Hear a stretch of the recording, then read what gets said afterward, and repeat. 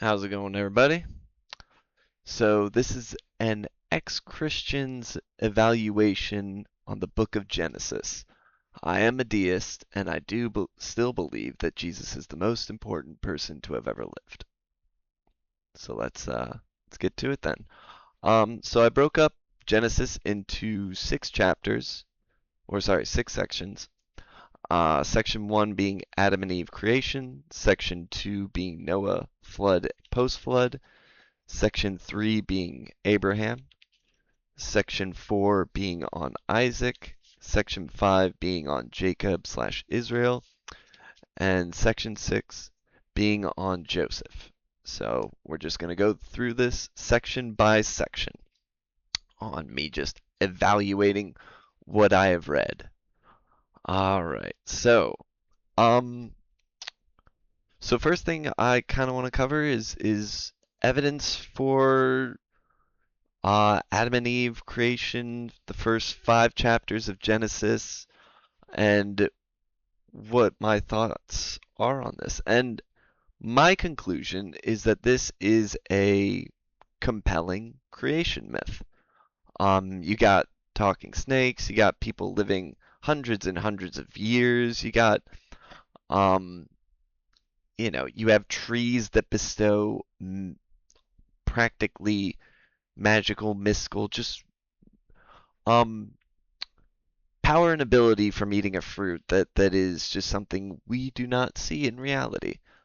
Um, you have a very, well thought out creation of um, the universe and planet Earth and animals. It's well put together.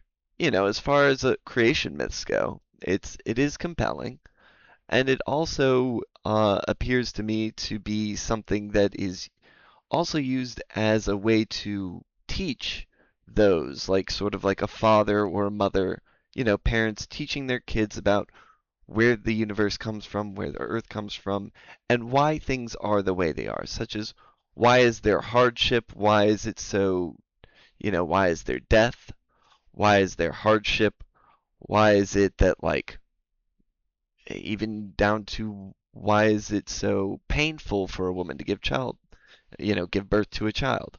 Um, why do we get married? Well, God made a man and a woman, and they get married and they have babies. It's going over sort of the basics that I could easily see parents using this as sort of like not just to explain where everything comes from, but also give some teaching mechanisms in there as well. So some other ideas is sort of it is an interesting loss of innocence tale about why humanity is again where death comes from. We used to be somewhat closer to immortal, live very long lives because we were close to when God created us, and God created us to be potentially very beings that were closer to God from what I can get from the text. Um, So I don't have any confidence that this text is speaking about any actual events that actually took place. Just no confidence in it. Um, there's no evidence really outside of the Bible to support this. Also with the time frame that is given, it just doesn't match the evidence on the ground that Homo sapiens, if we're just looking at Homo sapiens, they've been around for at least 100,000 years, if not up to 300,000 years. So that conflicts with the timeline that the Bible is given. And even then, you just have so many different factors that get away from the reality that we see and the evidence and the history and what have you, and all the sciences that have been put together to try to understand where humans come from and how we have gotten to be where we are today. So that's really sort of my thoughts and feelings on the first 5 chapters of Genesis. And So we should let's keep it rolling. Let's keep it rolling. Section 2, you got Noah and the flood. So there, many different flood myths around the world. Flooding is something that is fairly common throughout the world in many different regions. So there being stories of a catastrophic flood that wipes out a lot isn't too far-fetched.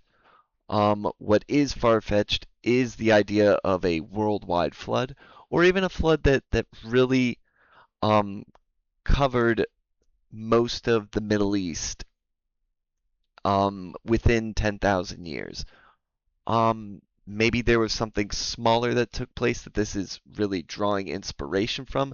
Maybe this is a story that goes back 20,000 or 30,000 years. It's just been told over and over and over and over again, and you get different characters that come out of it, and then different sort of interpretations of what took place long ago, to where again, the confidence in that what we're reading in the text is actually, if it took place the way the text is expressing it and explaining it, I can't say that I have a lot of confidence that what the text is saying here is something that I can believe as factual, and that I can read this and be like, oh yes, this definitely happened, or even a maybe feels like we're stretching it. This feels very improbable, at least for the time frame that the Bible is giving it.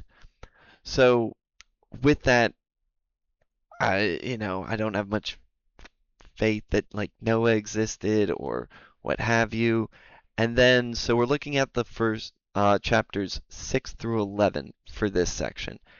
And in that, you also have the story of Babel, which again feels like a teaching mechanism for parents to their children, or, kind of explaining things, such as why do we all speak different languages? And one of those explanations is the Tower of Babel that you'll find in chapter 11. And this again is just kind of comes out of left field a little bit, almost like it's a this little story that had been told for so long, and then when they got time to write the book of Genesis, they didn't know exactly where to fit. They were like, okay, it's post-flood, okay, but like where to fit? So they just kind of throw it in there, kind of shoehorn it in there. And again, we have no evidence to suggest that this ever took place in any way, shape, or form. It is a fanciful tale. It's a it's a myth. It's interesting, but I wouldn't even, as somebody who is a deist, who does feel like they have a personal relationship with God, I cannot look at this and be like, oh, I can totally see God doing this. No, I really can't. And I don't think God even needed to, because humanity is perfectly, well, that might be a stretch of a word. We are very good at coming up with our own way of talking and languages to where it just naturally precipitates out and develops in complex ways as time goes on, and as people separate and stay in their little groups and what have you, and borrow from other groups and what have you. There's a whole science on language that goes into how these things come about, and there's just no necessity for God to create this moment with the Tower of Babel to bring about such an event or occurrences. So once again, another tale in that I'm looking at as straight myth, and there's just no truth behind the Tower of Babel. Maybe there was a tower that was built, and uh, uh, I just okay, yeah, not seeing it, not seeing this being a factual um tale that we should take in any seriousness. All right, again, even by chapter 11, we have people living 500 years, 403 years, 430 years, just very outlandish, absurd amount of time for anybody to live. So that also kind of brings the confidence level that I have that the Bible is giving us Genesis. I don't want to, because each book needs to be looked at on its own, in my opinion, along with understanding the greater narrative, of course. Nothing happens in a vacuum. So, with these long lives, it just deteriorates my confidence that the book of Genesis is giving accurate factual information. So, very little confidence that this is giving us factual information as far as chapters 6 through 11. All right, so now we move on to section 3, and that is starts at chapter 12, and it goes from chapter 12 to chapter 23. This is about Abram slash Abraham, and you know that this is where confidence grows a little bit. A little bit. We're getting into where there is some basically contemporary sources outside of the Bible show certain cultural practices at the time in the region match the kind of cultural practices such as making treaties or agreements with other people, other tribes, kind of matches the format of what you would get in the Middle Bronze Age. And the Middle Bronze Age is 2100 BC to 1550 BC. So there are some things that kind of line up a bit as far as cultural practices and norms and you know certain cities and people groups seem to be it all sort of lines up. Okay, we're getting into plausible territory. Plausible, you know. And I'm just gonna, put some highlights sort of out there as far as like things that I found a little quirky. There are some quirky things about Abraham and sort of him talking about his wife being his sister because he's afraid he's going to get killed. I don't know if there's any sort of cultural implication, if that was some kind of cultural norm. It's also kind of like it just feels a little odd. Next thing you know, Pharaoh is giving him all these goods and lets him keep all those goods after he finds out that like he was lying to him, and that's justified by like God's intervening to kind of send plagues on Pharaoh for the fact that Pharaoh attempted to take Abram's sister, actually wife, as his own wife. Just very unusual happenings going on that sort of, I guess, justify or try to explain how Abram became wealthy, I guess. Is that what this is trying to explain? Very kind of odd, interesting, but odd. Um, so other things that I found interesting was that there's a point where there's somebody outside of Abram. I'm going to call him Abram until the text calls him Abraham, essentially. Abram, where he makes like an agreement with somebody with a supposed king called Mel Melchizedek, something like that, of Salem. And he is considered a priest of God Most High, which I found fascinating. I was sort of under the impression that maybe Abram slash Abraham was like kind of the first person to really, or like the main tribe. He was sort of the main precursor to people, at least in that region. I know Zoroastrianism exists at this time. It's all the way over in modern day Iran. I get like there are other cultures potentially in the region that have a monotheistic, potentially God Most High kind of perspective. But it is interesting here in this region that Abram meets somebody who the text considers a priest of God Most High. That is how the English Standard Version reads it, God Most High. And I found that interesting because, again, I was a Christian for 26 years, grew up in the church, you know, father was a pastor for some of that time. Anyway, I just I just find this portion interesting, and they both, come together, have this moment where, making agreements with each other. And so I just thought that was an interesting thing. So let's see. Another interesting aspect about this section with Abram um, is when Abram pleads with God for him to have mercy on the city of Sodom.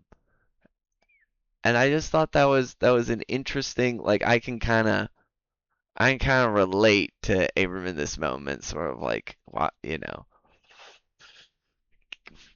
are you going to strike down all these people? What if there's, 50 people that are righteous? What if there's 20? What if there's 40? What if there's this, that, and each time God's like, okay, I won't destroy it if there's 20 righteous people. And like God's like sort of placating, well, not placating, but sort of agreeing with his perspective. I just thought it was interesting. And actually, at this point, the text is calling him Abraham. This is in chapter 18, after he gets, God's like, you will not no longer be known as Abram, you'll be known as Abraham. So I thought that was an interesting sort of like, good on you, Abraham. Like, not just going along with things like, yes, yes, master, yes, master, yes, God.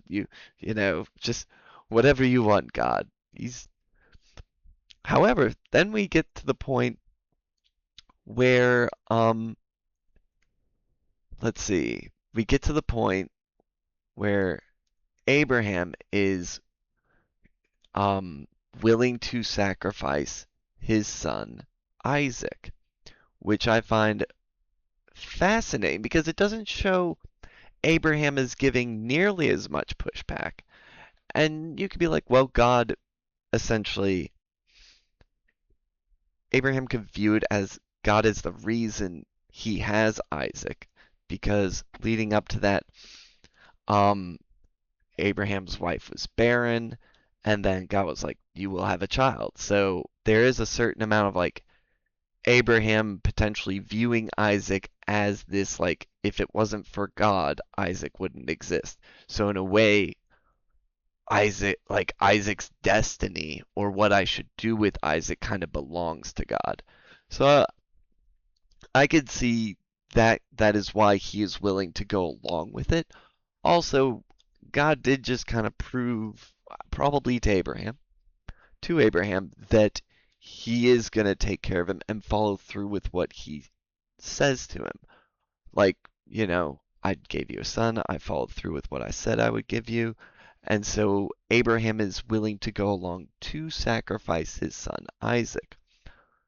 Spoiler alert, he doesn't, because God goes, okay, you've proven your loyalty, you've proven your obedience to me, and therefore you will not sacrifice Isaac, and I will give you I think it was maybe a goat, hold on, or a lamb that they found. Let's see.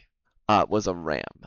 Yeah, they found a ram caught in thicket by its horns, and so they sacrificed that instead. And I really find this story very fascinating, um, because it, in a way, parallels God's willingness to sacrifice Jesus.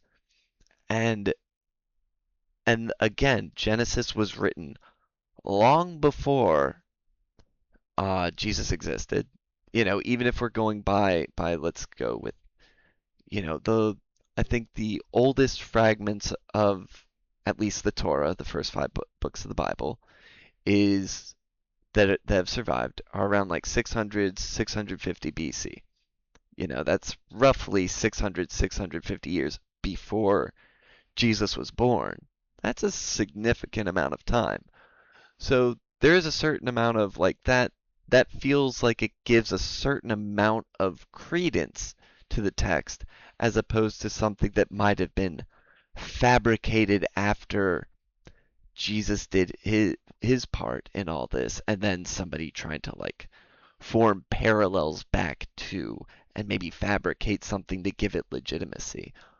This feels more authentic to that if this didn't take place, well, God's kind of using it as a way, as a callback to sort of show credit to basically what has come before, and that there were precursors leading up to Jesus. So I find this story very fascinating and compelling, and maybe in a way giving me a little bit of confidence that potentially there are some things in Genesis that did survive roughly, potentially 1,000+ years before it got written down. So I appreciate that, that I find that compelling. So another thing is some evidence to maybe suggest that like there are some accuracies in here, that this isn't just some kind of, maybe Abraham existed, but the stories surrounding him were overly exaggerated or made up or what have you. And one of those instances is the destruction of Sodom. And with that, there does seem to be at least some evidence in the region of a city called Tel al-Hammam that shows some destruction with, the Bible says sulfur and fire. And, there's some evidence that maybe it was destroyed by maybe a meteorite or something like that. It hasn't been fully concluded from what I can understand. Um, Take what I say with a pinch of salt. I I, I did like a couple days of research, nothing too crazy, mainly because I'm trying to go through the whole Bible, Genesis, Exodus, and so on and so forth. So I did some research, but nothing too deep. So, there's some evidence of that maybe that was Sodom, that city, that or what have you. Not completely conclusive, but maybe. And it was destroyed in the Middle Bronze Age, which lines up with the other evidence that I've seen to uh, support that Abraham was, that's the time frame of him living, was the Middle Bronze Age. So those two line up. Ah, yes. Also, I want to go back to Genesis 22, where I was just talking about Abraham's willingness to sacrifice Jacob. In that same chapter, right after God gives Abraham a ram to sacrifice instead of Isaac, um, God tells Abraham basically, your offspring shall all the in your offspring shall all the nations of the earth be blessed, because you have obeyed my voice. And I find personally, to me when I read this, my mind immediately thinks about Jesus, because Jesus is possibly the biggest blessing that Abraham's offspring has brought to the nations of the earth, in my opinion. In my opinion. So that's where my mind goes, and so that I find that significant that that is said immediately after Abraham chooses to not, or chooses to be willing to sacrifice Isaac, and God comes in and is like, okay, I see that you were willing to obey, and you don't have to sacrifice Isaac to prove it. You've done enough. So that I find very compelling. So confidence that there again, there's moments in this that seem, they're just hard to prove outside of what the biblical text is saying. Again, earliest fragments of the Torah that have survived come from 650 BC. Supposedly 1,000+ years after these events took place, which is just tough for me to give too much faith or stock to take the text at face value.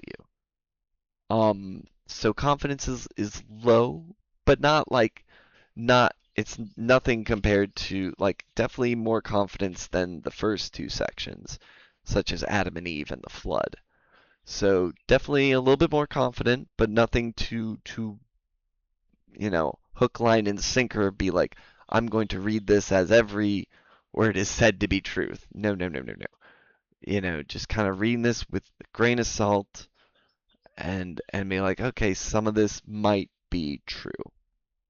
The other curious thing is where, as Genesis progresses in this section, again, chapters 12 through 23, Abraham, it seems like the promise that God gives him for the land in Canaan, modern day Israel, kind of seems to get bigger and bigger and bigger to the point where was it? It was the promise where it was basically from the Nile River to like was it to the Euphrates? It was something wild like that.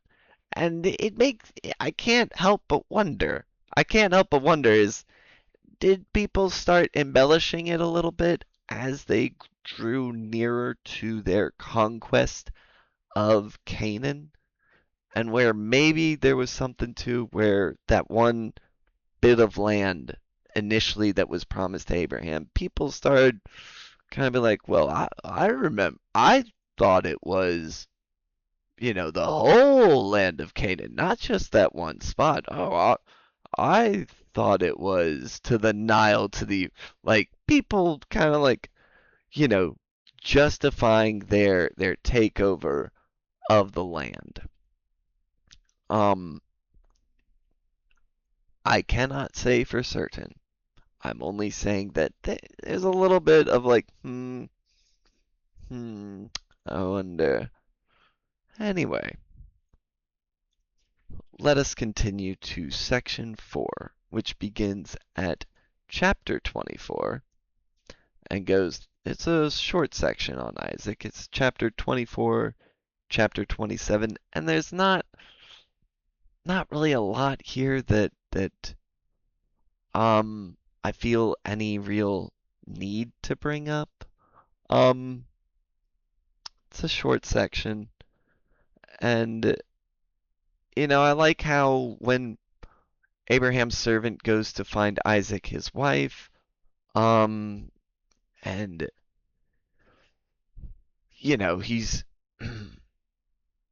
basically trying to, well, I guess that does that happen actually? Hold on. One moment. Does that happen? No, sacrifice of Isaac. Great, I'm getting making sure I'm putting this in the right section. Let's see. Either way, there's a moment where Abraham's trying to get Isaac, or was it? Hold on. Oh shoot. No, that is correct. So basically, the family agrees to this servant of Abraham that Rebecca can go with Abraham's servant, but they're like, hold on. You want to leave right now? Let us ask Rebecca her opinion. And so I don't know. I just appreciate that they asked her opinion on that. And she's like, yeah, I'll go right now, because they kind of wanted to hold off a little bit for whatever reason. Text isn't extremely clear on this. So, that was nice. And then what was kind of amusing also is that Isaac tries to do the same trickery that Abraham does with his wife, and when he goes into somebody else's town and meets with like the leader of the town, Isaac claims that Rebecca, his wife, is his sister, but the leader this time just ain't buying it, which I just find it quite to be like, how many people are doing this? Is this like a common a common thread here? What is happening here? It's just very amusing how, then Isaac tries to pull the same shenanigans and it doesn't work. Um, you know, it is what it is. So that's amusing. Um, let's see. And then we get into, in this section, we have Isaac's sons, uh, Jacob and Esau. And long story short of it, if you haven't read the text, basically they're twins. Esau comes out first, and so he's like proclaim whoever comes out first, they're the firstborn. They get like the firstborn kind of preference, and then so um Jacob comes out second, so he's considered the secondborn. He gets, not as much of that preferential treatment. And so um Jacob essentially tricks Isaac in his old age while Isaac is like basically blind at this point to give him the firstborn blessing. And Jacob's mother, Rebecca, helps him do this because Jacob's a mama's boy. And and Rebecca wants him to have the blessing of the firstborn. So, just amusing. I don't know, like at this point there's just not enough that like happens here where it's not as like nearly as important per se as like Abraham almost sacrificing his son or the promise that God gave Abraham to the land. Not as much really, or like the destruction of Sodom. Like there's just not as much like big highlight moments taking place in this section. So that's all I got for you. Confidence level for this probably the same as the Abraham section, like low, I don't know. Who knows? There's not much here to really like necessarily go off of as far as like evidence for or against. You gotta remember these are basically just well-to-do shepherds in the land. They're not like this isn't like Hammurabi or stories about a great pharaoh or a great king that made it into history books or great monuments built in their honor of their showing off their conquests. These are just stories about a couple of shepherds that eventually supposedly led to the 12 tribes of Israel. So we continue. So now we get to section 5. And section 5 begins in chapter 28 and goes to chapter 36. And this is about Jacob, who later God renames Israel. And so again, I didn't put down a lot of highlights here because, again, not anything of serious substance occurs. Now, granted, for the story of Genesis, but I'm looking at like in a bigger picture kind of way. Not anything really of substance happens in the big picture kind of way, which is more of where I'm looking at this stuff. But some notable things happen, such as Jacob has a dream in a location, and this is like, look, Abraham had dreams, like there's some other mention of like seeing visions and stuff like that. But this is the first time that somebody really connects the dream to a location, which I thought was fascinating. So like Jacob was traveling, he got to this location, decided to, rest for the night at this location. He has this dream that comes from God, and then he wakes up and is like, oh, this place must be like, God is in this place right here. And so I thought that was interesting. First time really connecting a specific location to this is where God's presence is like strongest potentially in the eyes of Jacob, that is. Another interesting aspect is at a certain point, so Jacob is living with his father-in-law, and for many years, roughly 14 plus years, he marries two of his daughters, and basically his father-in-law, basically Jacob is working for his father-in-law all this time, and it gets to a certain point where he's paid off his, the agreed upon years so that Jacob would marry his daughters, like 7 years per daughter for him to marry. You'll work for me 7 years, and I give you this daughter, 7 years, give that's the general concept.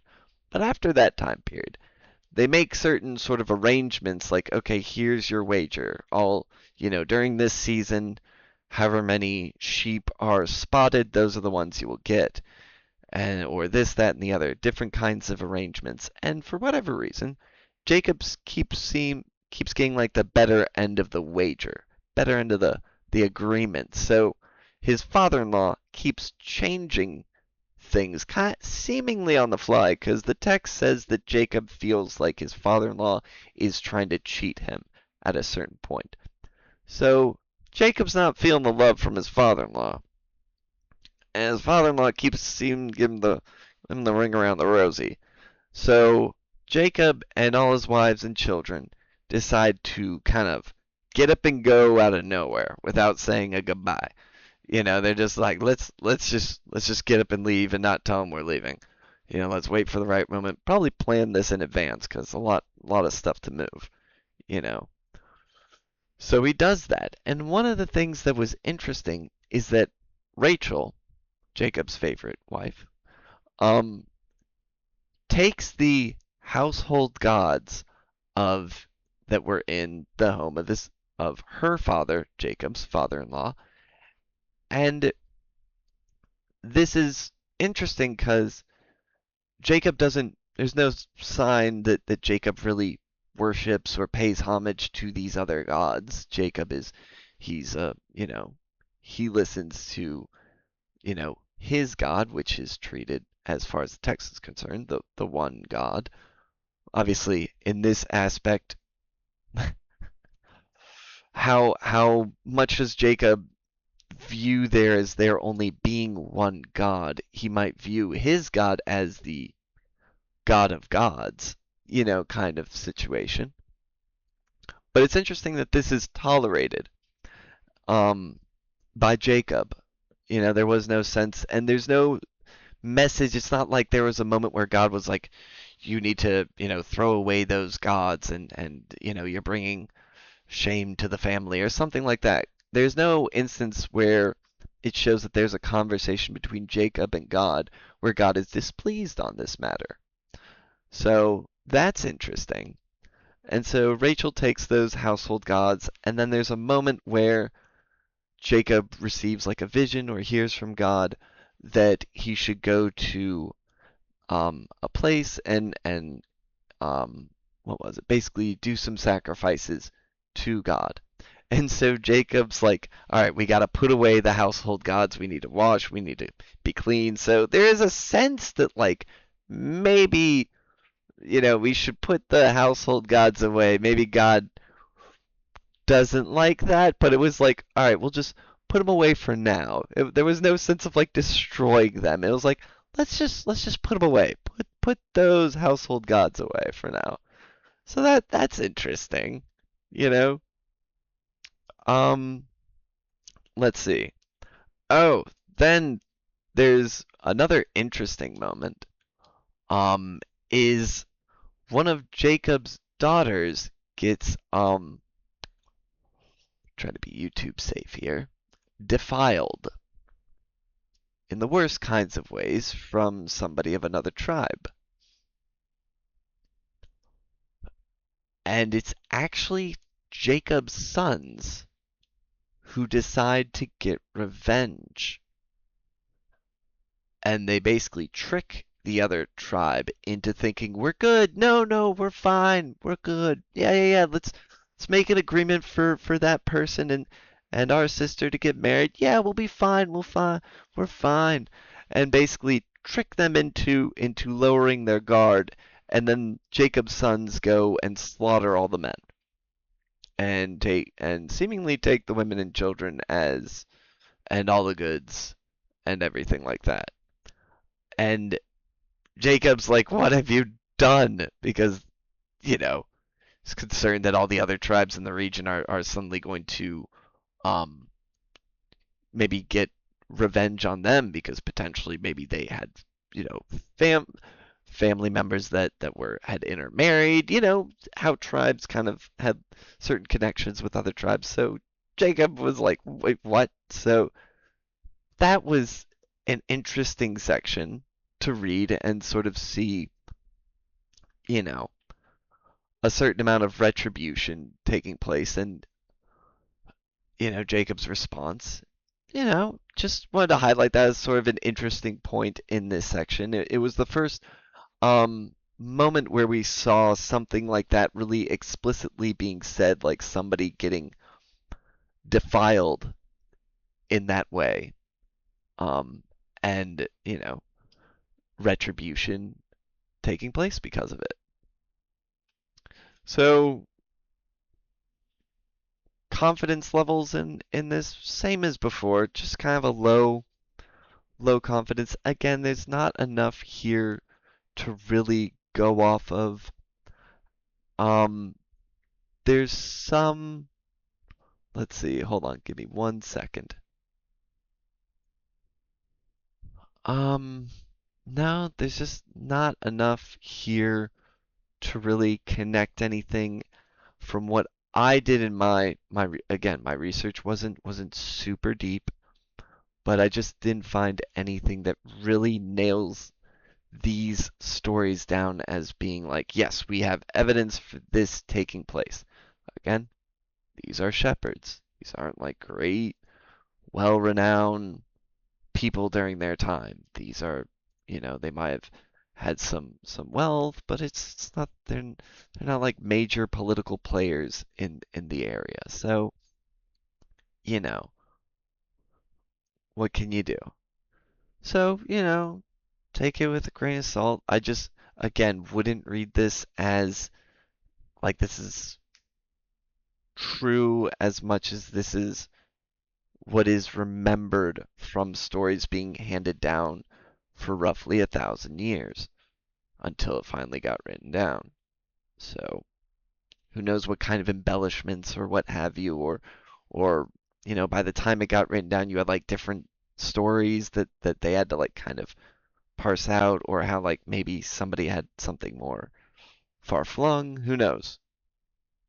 So this is kind of what we got. So section 6, which is about Joseph. And also, just a reminder, where the 12 tribes of Israel come from is the 12 sons of Israel, and Jacob, during his life, God renames him to Israel. And interesting, the text even kind of like flip-flops back and forth between using Jacob and Israel, which is a little quirky when you're reading it. Um, but yeah, that's where you get the 12 tribes of Israel, is from the 12 sons of Jacob slash Israel. All right. So section 6 is about Joseph. It goes from chapters 37 to 50.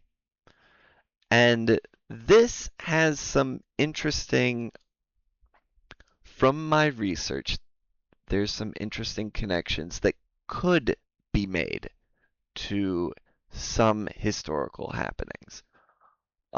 So Joseph, he's kind of maybe at an early age a little socially awkward. Probably seems like an intelligent guy from what all the text is reading, but he kind of, let's just say he gets on his older brother's bad side, and most of them at least, and eventually they get so fed up with him they decide to sell him into slavery, and then he gets sold to some traveling merchants, and then he gets sold into to a high-ranking Egyptian official, and then eventually, um, he gets known for being capable of interpreting dreams with accuracy. And eventually, Pharaoh gets, this comes to Pharaoh's attention, and Pharaoh has some dreams that he's having that he can't make sense of. He just kind of has a gut feeling that these dreams are important. Joseph interprets them.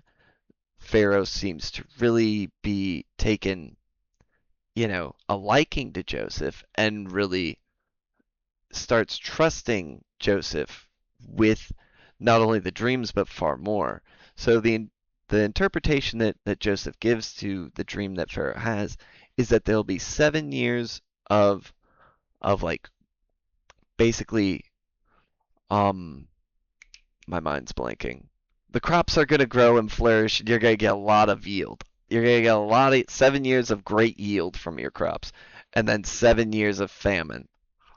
And famine is not just low yield, it's like practically barely anything. So basically, Pharaoh puts Joseph in charge of Pharaoh's, I guess, the royal lands that Pharaoh at the time has at his disposal. He puts Joseph in charge of his own crops. And so Joseph, um, take ensures that they are storing up and saving as much as they can during these 7 years. And so basically then um sorry, I'm having a little bit of a brain fart. So basically what happens is that after those 7 years, again, from what I can gather from the text, Pharaoh and Joseph didn't exactly tell the rest of the people, or if they did, the rest of the people didn't believe them that there was a famine coming after this 7 years of great yield, that there would be this 7 years of famine. Because after that initial 7 years, next thing you know, everyone else in the kingdom um did not save enough for this famine. And after some time, they are coming to Pharaoh, and Pharaoh's like, go to Joseph. He's in charge of the grain. And Joseph basically, for Pharaoh, gets all the people in the area to sell their, they first use their money. The people run out of their money, and this includes like certain nobles as well, like landowners. The people and the landowners, they lose their money because they run out of money. Then they're like, okay, just like, okay, you can pay in livestock. So they sell all their livestock. They lose that. And after that, they still need more grain. So they sell their land, and then eventually they sell their own servitude. Well, the land and the servitude kind of seems to go hand in hand. They sell the land and their servitude to, not really, I mean, is like a middleman in this situation. They don't sell it. Joseph's not now in charge of the people. He's a middleman. It's now Pharaoh who's in charge. And there is some connection that during, again, the Middle Bronze Age, which is what I've been able to have some confidence that it does appear that Abraham lived during the Middle Bronze Age. And so we're, again, Middle Bronze Age, that Egypt kind of goes from where the Pharaoh has like some power, but it's not crazy, to suddenly he's basically like an absolute ruler over the land. So that kind of tracks. And then there's like some evidence that, so the other thing that happens is because Joseph is now like, has more than proven himself to Pharaoh. When Joseph's family comes down from Canaan and trying to buy grain, eventually Joseph gets his family land in Egypt, in Goshen, which is a very, fertile spot of land, a very nice part of land, and gets them all, basically all of his family moves into Egypt. And during the Middle Bronze Age, you have a vast community of Semites, people from that area. The Israelites are a part of the Semitic group, which includes, Canaanites and Philistine people that are in that area. And so these Semites that live in the region prominently during the Middle Bronze Age, and then they suddenly leave at a certain point, which again, we're not in Exodus. We're close enough to where that, you know, it's important. Um, and it does show that there's plenty of evidence of Semites being slaves during the Middle Bronze Age in Egypt during this time. There's also a certain tomb that was in that area where the Semites were that kind of looks like somebody who Pharaoh wanted to show, you know, that this person was important to Pharaoh. Like it's a very fancy tomb and all this, and there's indications that the person there was a Semite and what have you, and it was unusual for that. So there's just certain things that kind of line up that make me go, okay, plausible, plausible. You know what I mean?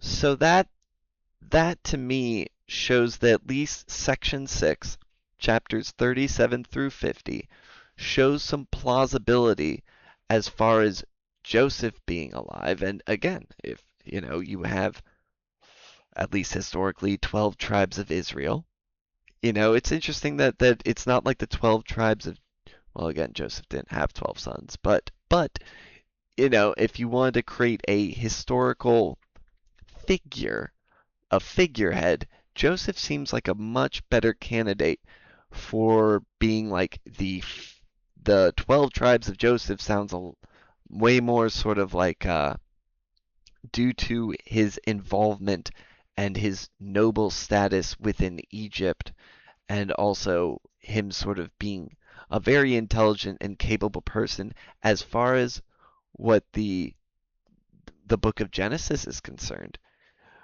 So it isn't, it gives a little bit more credence that there's validity with Joseph being an actual person who lived and did at least some of these things, at least being a high-ranking official who helped Pharaoh grow vastly in power at the time that correlates with a certain moment in the Middle Bronze Age for Egypt. So, with that, I think that at least chapters 37 through 50 have some more backbone to it. Again, whether everything took place just the way it is recanted, it's hard to say. There are moments where, it's all about Joseph kind of, messing, Joseph's in like Egyptian garb and everything and speaks fluent Egyptian, and his brothers come to him for grain because everybody's coming to him for grain. So his brothers from Canaan come down to get grain from him, and they do not recognize him at all. He's probably got the makeup, the whole get up and garb, everything, so they don't recognize him whatsoever. And Joseph gives him the ring around the rosy for like a couple of chapters before he reveals himself to be their brother. So, stuff like that. Who knows? Um, so yeah, so that's where kind of Genesis leaves off with them burying their father Jacob slash Israel, and next thing you know, we'll move into Exodus. So that's kind of my evaluation, sort of recap, section 1, chapters 1 through 5, the Adam and Eve creation. I treat this as a myth, plain and simple. Section 2, chapters 6 through 11, Noah, flood, post-flood. I read this as like this tiny bit of potential for there being like a catastrophic flood in the region that led to these stories, but as far as like Noah and his interactions with God, like, and then you have like the Tower of Babel, that's definitely a myth. That in of itself has myth just written all over it. So, very tiny amount of confidence in that. And then we get to section 3 with Abram slash Abraham and chapters 12 through 23, where there is, certain correlations between the practices during the Middle Bronze Age. So that gives some level of confidence that some of this can be legit.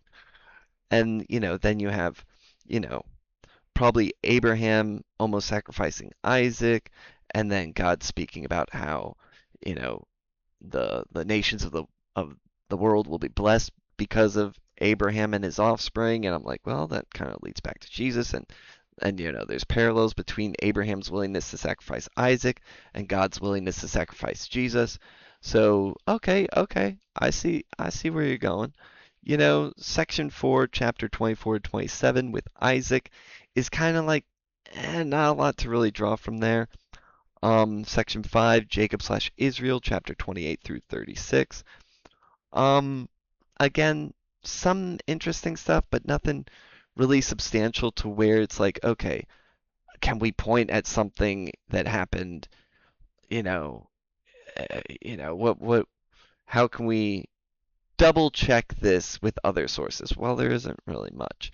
So it's like, okay, take it with a grain of salt. And then section 6, chapter 37 through 50 with Joseph, that's where we see some potential, some probability going on here. And so that's my evaluation on the book of Genesis. And so there you have it. Like, comment, subscribe. I could use more subscribers. I'm sitting at 10 right now, so any and all would help. I hope y'all enjoyed this ex-Christian's evaluation on the book of Genesis. I live stream generally Mondays and Tuesdays, Thursdays and Fridays from noon Central Standard Time in the US to about 4 p.m. Central Standard Time in the US. Next, I'll be going through and reading the book of Exodus, and once I'm done with that, I'll give an evaluation on that book. All right. Hope you guys have a wonderful day.